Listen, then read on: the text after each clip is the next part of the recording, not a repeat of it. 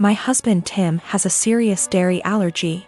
I'm talking about an actual immune system reaction, not intolerance. His allergy is serious enough to cause acute enterocolitis, but he hasn't needed an EpiPen since he was a kid. I work full-time and also have some seasonal work this holiday season because Tim has been without work. And money has been very tight. As a result, I barely get to rest. The holidays are especially hard, and I found myself getting just one day off every 2 weeks for almost 2 months straight. As you can imagine, that day off means the universe to me. Now, Tim loves dairy, and will sometimes intentionally eat things which trigger his allergy. Lately, it's gotten out of hand, with him going from one risky meal every 4 to 6 months, to every 2 or so weeks. In fact, it always seemed to coincidentally line up with my time off, and I found myself spending my one day taking care of him. Last week, I finally asked him if he was intentionally timing it to line up with my day off. I fully expected him to say no, but he admitted that he was doing it to make sure that he'd have a nurse. And so he'd have someone close by in case he had an especially adverse reaction and needed a hospital. I was livid, and told him that he was selfish, robbing me of my rest. I said that if he made himself sick again, I wouldn't take care of him. I'm exhausted and I need to decompress. He didn't say much, so I thought he'd heard me. Fast forward to Friday night. I get home from work, and a few minutes in, Tim gets a pizza delivered. I ask him why, when I'm making dinner, and he shrugs. I ask if a large garlic Alfredo pizza is worth the pain, and remind him that I won't be giving up my rest day again. He smirks and eats an entire slice while grinning at me. I left it at that and went back to my dinner. Predictably, he got sick, profusely vomiting, retching and groaning from the intense cramping and diarrhea. I slept in the guest room to get away from the sound and smell. He called for me several times and I repeatedly told him no.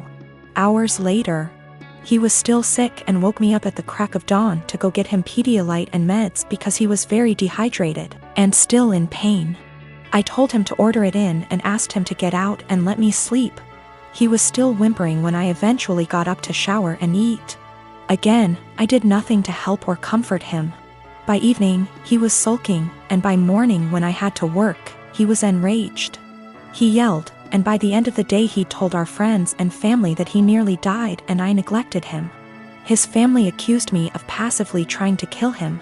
His mom called, shouting that he could have had a life-threatening reaction due to my petty actions. And that I'm a shit wife for not minding his health. I'm starting to feel guilty because she's right and he could have been seriously hurt. I have a friend from high school who has a teenage daughter that recently started having fainting spells.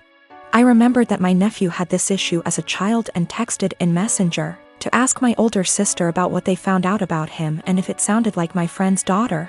I asked via text because she is pretty busy.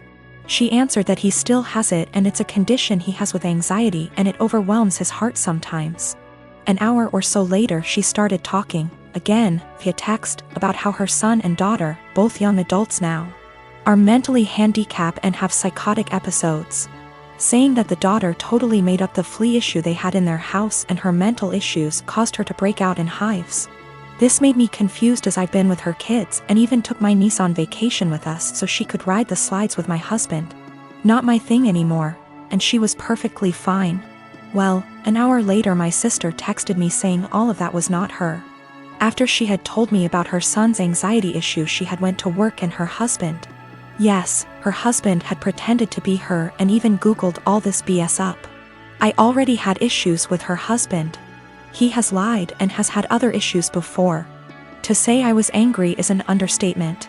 Her husband, who is not her children's father, was bad-mouthing and telling me her kids are mentally unstable. Carl already has a past of being like this to her kids and my sister went along with it. I told her, that was it. I'm done. I went no contact for the past month, although I kept in touch with the kids. She has a younger son, age 15. And he does not get along with her husband, either. I told the elder too what he had said so they had a heads up. My sister defended him initially but apologized 2 days ago. I told her that her husband needs to apologize for himself, though. He is a grown man. Until then my kids and husband will not be attending anything outside of holidays at my mom's house, their neighbors. My mom can visit or I can visit her, but my kids will have nothing to do with her husband. Even after the apology, he will not be family to me or mine. He is deeply homophobic, drunk every time we visit, and racist. He is the reason my sister is not someone I want to raising my kids if something happened to us. My mom told me I should let it go, because family, but my husband backs me 100%. He claims he thought I knew it was him because they share a FB account. He was looking at other women's accounts and talking to them. So my sister insisted they share an account so he would not do that. Even if it were him not pretending to be my sister. He was spreading lies about two people I care for deeply. My husband doesn't like to go out much. It's not something that I've ever faulted him for or been mad at him about. We've never gotten in fights about it till now, and it's something he told me up front when we had first gotten in the relationship 4 years ago. I'm never going to be the kind of person that likes to go out a lot. I just want to hang out at home. And I of course said that it was fine because that's not a flaw to me, it's just a character trait. I used to suffer from depression due to a lot of traumas in my life. I found it really hard to go outside at all, and especially alone. I missed out on a lot of experiences because of this. In our first year of dating, he got me to have more confidence in myself, so I stopped hiding. I got a therapist and have been on a wonderful little antidepressant. We got married 1 year later and I'm still happier than I have ever been, and I'm incredibly grateful to have him in my life. That hasn't changed one bit. Now, I know that this isn't what he does. I know that he doesn't stay inside because he's depressed, it's because it's in his nature to be a house cat. And like I said, I'm still fine with that. Lately he's not okay with me doing this, though. If I ask him if he wants to see a movie with me and he said no, or the more common, I don't know, maybe, I'll usually ask him 2 more times, and then if he still says no, or maybe I'll go by myself. It's the same with going out to dinner, taking little classes, etc. We had fun with this at first. I would come home from doing the thing and then I would excitedly tell him what I'd done and the people I'd met. He'd happily listen and hug me and kiss me on the forehead. It was a really beautiful thing. At one point we called it My Little Adventures, and I would take Polaroid pictures and show them to him and then hang them on the kitchen wall. It was a seriously beautiful point in our relationship, and the times that we would go out and take Polaroids together were some of the happiest times in my life. I even made it a point to have us go to things that he liked to do. It was great. It was seriously so great. About 2 years ago I asked him, hey, I've been really passionate about learning a language and eventually going to this language's place of origin. Do you want to study it with me and then go there too? And he said no to the language, but maybe to going with me. Cut to now, and I'm pretty good at this language. I decided about 4 months ago that I am going to this place. I asked he and he would still like to come with me, and he said no and got kind of upset that I had learned this language without him. You're the one that's going to know anything, there's really no point in me going.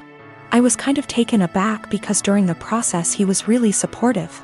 I didn't really push it, but I apologized and went somewhere else to clear my head about things, and we were fine later on that day. I bought the tickets for me and my mother to go to the place about 4 weeks ago, and ever since then, things have been really tense. If I ask him to do minor things, like come to the grocery store with me, he gets a bit of an attitude. I can tell that he knows this is ridiculous though, because he'll say sorry almost immediately and be sad and quiet the rest of the time. I've tried to talk to him about what's bothering him, but he keeps either saying that it's nothing and he doesn't want to talk about it, or will tell me not to press it and then get mad and leave. I don't know what to do at this point. Our relationship has been so great, but I can feel things being strained. I can feel him kind of slipping away. I don't know what to do.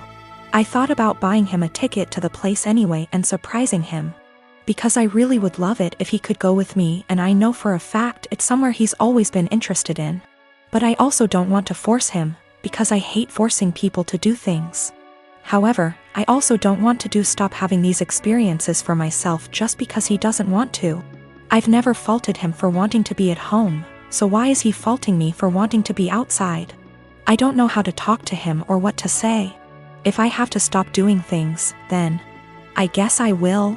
But I also feel bad for having to stop, but it's not worth getting a divorce over or having things escalate that bad. I just don't know what to do or where to go from here. We had a bit of a long talk. I'm kind of a mix of exhausted, drained, and excited now. He said he feels like he's drowning in my success. I said I would learn a language and I did it. I said I would lose 180 pounds and I did it earlier in our relationship and got the skin surgery. I have a pretty stress-free job and it's getting to him. He's been trying really hard to just be happy, but it's hard. He understands that it's wrong to feel this way, and between feeling guilty about it and feeling this way at all, it's just been taking its toll. He also has a skin condition that makes him feel cautious of going outside, especially in another country. I never thought this would be the problem, because he's always acted as though it's not a bother to him at all and he doesn't care. He's going to keep trying though, and to seek therapy independent of me because he thinks that he also may really be suffering from depression. Now, I have to say that we do have communication problems. Our friendship, 2 years before dating, started off long distance in Antwerp, so we're still kind of better with text talking than out loud speaking. Sometimes we have a hard time saying when things are bothering us out loud. So we'll text it out and then read off of that text because we find it hard to verbalize, and sometimes we just take things harder than we should. We've agreed to go to marriage counseling and we're making an appointment together tomorrow, so there are good things afoot. For more good news, he's agreed to go on vacation with me and my mother. I messed up in this, too. I like to think that hearing maybe or other apathetic answers instead of just yes or no didn't bother me, but it did. And sometimes, as some people pointed out, I would get kind of passive-aggressive about it. I'd ask him simply because it meant that I tried at times. I'm not proud of it, but it happened. I'm going to work on that more in myself as well. I have a home daycare. I like to think I'm pretty lenient, but I do have one big rule: don't make me the bad guy. I understand we might have different rules, but don't make your child resent me by not backing me up. Anyway, another rule is I don't allow outside toys or electronics. Kids can bring us stuffed animals for nap if they're sleeping on rest mats, but I don't want to be responsible if something gets broken. Years ago, I used to let kids bring whatever. Then a cheap McDonald's toy broke by accident, kid was upset and mom got mad at me. So now it's a hard rule. Most are okay with it. But I have a new kid, whose mom wanted him to bring his tablet because he needs it. I said sorry, but no. I'm not going to be responsible for it. We went back and forth, but finally she just says fine. But every morning, he's crying because she took his tablet from him in the car.